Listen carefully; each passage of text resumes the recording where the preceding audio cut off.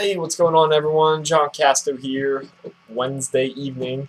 It's about 7 o'clock right now, and you are watching the 60-Day Dude daily video blog. I start off my Atkins 60-day challenge in 2 days, first thing in the morning, Friday, December 16th, 2011. Excited. I hope you're joining me every step of the way. I am going to be taking before and after pictures probably tomorrow, right before the diet actually kicks off. And I'm doing this to show how hard it is to start and how sustainable Atkins is.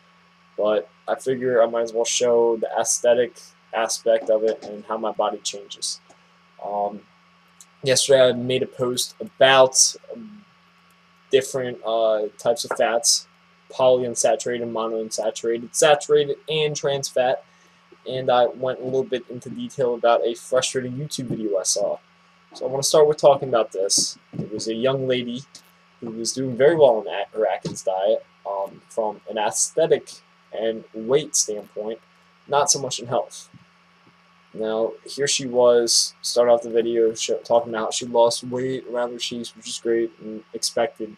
Then she went into her first mistake where she pointed to her arms, zoomed in, and said, "It's awesome, my arms are naturally toning themselves because they were getting smaller."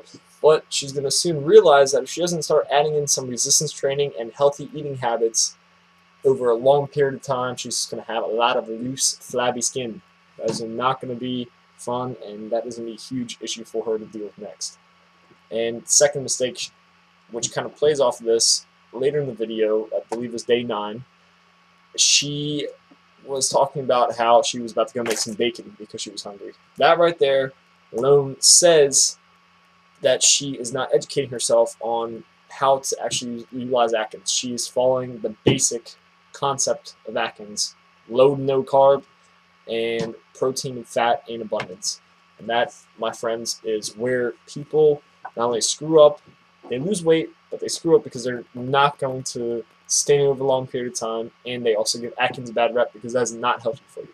So what I wanted to go into from this example is that you need to be taking in different types of fats, not just saturated fat. Saturated fat should be a very minimum amount of your diet, no more than 10%. I suggest not even 5%, if at all possible. You want lean meats. So that means chicken, certain types of steak, even eggs aren't meat, but they're lean. They're lean proteins. When it comes to taking in fats, great foods that have mono and polyunsaturated fats are fish, and then also oils such as olive oil and canola oil, which you can use in the Atkins or without the Atkins to cook a lot of different things and add plenty of flavor to. Atkins is by no means a perfect diet, don't get me wrong, but I believe there's a lot of good information you could take from it and live with for the rest of your life.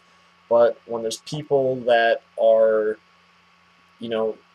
abusing and abusing it to the point where they eat at the fattiest, grossest meats that have 0 carbs, but then they eat the small percentage of carbohydrates they're allowed to, and it's in junk, they're just doing themselves an injustice and Atkins itself. But that's the way it works. Not everyone's going to educate themselves and follow it properly. Last note on that lady. So the funny thing is, that was day 9 or so, somewhere around there. And after day 13, I don't think I saw any more videos. That was the end of her journey, and it's been at least 7 months. So she probably fell off her eating habits back into her old ones because she didn't educate herself, and she was exactly where she started before. I'm sure her arms filled out without muscle, and it's sad, but that's what happens when you don't take the initiative in educating yourself in nutrition. The only way to be successful with Atkins is to educate yourself, especially on the different types of carbohydrates, but also, as we mentioned today, saturated, trans fat, monounsaturated, and polyunsaturated, what types of foods have them, and how to avoid the bad ones. So I got to put together my grocery list now. Got a big day ahead of me tomorrow. Plenty of personal training clients, and then a grocery shopping, which you'll see. via video. Extreme grocery shopping, by the way. So look forward to that. Put a blog post up for you to read, and make sure to follow me on Twitter, Facebook, and YouTube if you haven't already.